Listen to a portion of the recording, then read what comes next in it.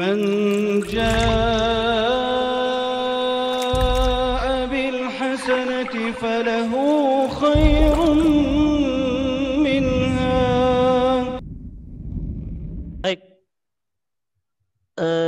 sifat atau akhlak yang keenam yang harus dimiliki oleh seorang dai adalah an yastura 'alan nasi uyubahum.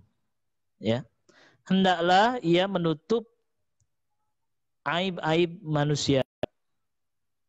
Hendaklah ia menutup aib-aib manusia. Apa itu aib? Perbuatan buruk, ya. Keburukan manusia. Itu aib, ya. Jadi ketika ia melihat kesalahan temannya, kesalahan orang lain, ia tidak harus untuk menceritakan lagi aib tersebut kepada orang lain. Dan itu tidak bermanfaat. Apa manfaatnya coba kita menceritakan aib orang lain kepada orang lain? Apa manfaatnya? Kalian nih menangkap, melihat teman kalian melakukan kesalahan. Kemudian kalian berkeinginan menceritakan lagi ke Daud misalnya. Apa manfaatnya Daud supaya tahu? Pengen supaya Daud juga ketawa gitu. Pengen supaya orang lain senang. Pengen supaya orang lain kalau aibnya itu bisa sama-sama membulinya. Apa manfaatnya? Ada nggak manfaatnya orang lain tahu keburukan orang lain? Buat apa? Itu pertanyaan. Untuk apa? Apa keuntungannya? Tidak ada keuntungan.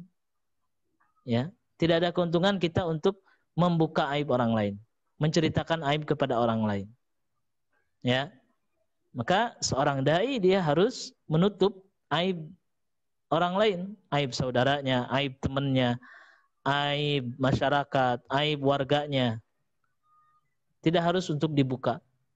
Dan apa manfaatnya? Menyibukkan diri membuka aib-aib orang lain, tidak ada manfaatnya.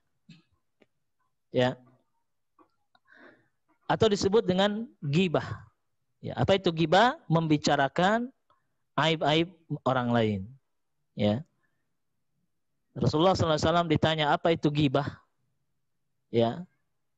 Sehingga para sahabat mengatakan, kami kan menceritakan faktanya demikian. Kata Nabi SAW, tahukah ghibah itu apa? Ghibah itu adalah dzikruka akhaka bima yakrah. Menceritakan, menyebutkan sesuatu yang ada pada saudaramu dan itu yang dibenci oleh saudaramu. Menceritakan sesuatu yang dibenci oleh saudaramu. Aib itu kalau diceritakan, senang nggak orang yang dibicarakannya? Tidak akan senang. Ya, tidak akan senang orang yang membicarakan aibnya itu nggak akan suka. Ya, kesalahan dia diumbar-umbar di luar nggak akan suka. Ya. Maka seorang muslim berusaha untuk menutupi aibnya. Yang pertama tadi husnudzan, berbaik sangka. Kemudian cek dan dicek tabayun. Kemudian menasihati. Setelah itu udah. Kesalahan dia itu diceritakan lagi ke siapa? Ke orang lain. Udah cukup di situ aja. Diperkecil aja udah. Tanpa harus diceritakan kepada orang lain. Begitu pula kita melihat misalnya ada seorang tokoh atau seorang ustadz atau seorang orang yang dipuji atau orang yang terhormat melakukan kesalahan. Ya, melakukan kesalahan. Maka kita sebagai seorang muslim, apa tugas kita? Menutupinya. Menutupi aibnya. Tidak harus untuk menceritakan kepada orang lain. Oh si fulan, si alan. Ya. Dia begini, begini, begini. Untuk apa diceritakan kepada orang lain? Udah. Kita lebih baik fokus untuk kesalahan diri. Karena kesalahan diri kita banyak atau sedikit? Banyak juga. Dosa-dosa kita juga banyak.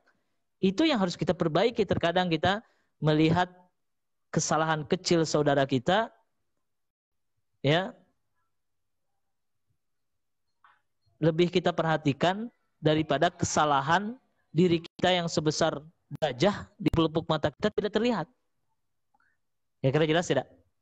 Kesalahan kecil yang ada pada saudara kita, saudara muslim, itu sangat jelas kita lihat, tetapi kesalahan besar kita pun yang jelas-jelas di hadapan mata kita tidak terlihat. Nah itu, seorang dai tidak harus menyibukkan dirinya untuk mencari-cari kesalahan orang lain. Dikorek. Sampai dikorek-korek. Dilihat Facebooknya, suka menampilkan ini nggak, suka selfie nggak. Wah ini Ustadz Salman suka selfie, berarti dia ini bukan Ustadz recommended gitu kan. Dikorek-korek, dilihat teman-temannya, dilihat ininya. Sampai seperti itu. Buat apa kita mengorek-korek orang lain? Menyibukkan diri sampai menyempatkan waktu untuk sengaja mencari kesalahan Ustadz tersebut. Atau bertanya-tanya kepada lain misalnya, ini gimana nih orang ini, bagus atau tidak? Buat apa? Kita fokus kepada diri kita. Lihat diri kita juga banyak kesalahan. Perbaiki diri kita. Ya. Dan itulah seorang dai harus menutup aib saudaranya. Tidak harus untuk dibukakan.